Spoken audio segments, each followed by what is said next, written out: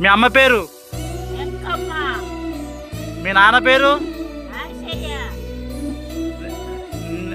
ఎంతమంది నీకు తమ్ముళ్ళు? ఇద్దరు. ఏం పే ఏసేంద్రయ్య. మీ చెల్లె పేరు?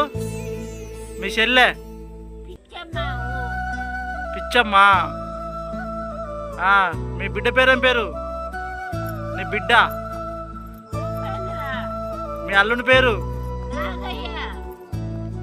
నీకు మనోళ్ళు ఎంతమంది? మనవరా? ఆ, ఇద్దరు మనవలు, ఒక్క మనవరాలు. ఏం పేరు నీ మనోళ్ళ పేరు? మనవరాలు పేరా? మనోళ్ళు? మనవరాలు పేరా? ఆ, చిన్న పేరు, పెద్ద పేరేమో ప్రశాంత్.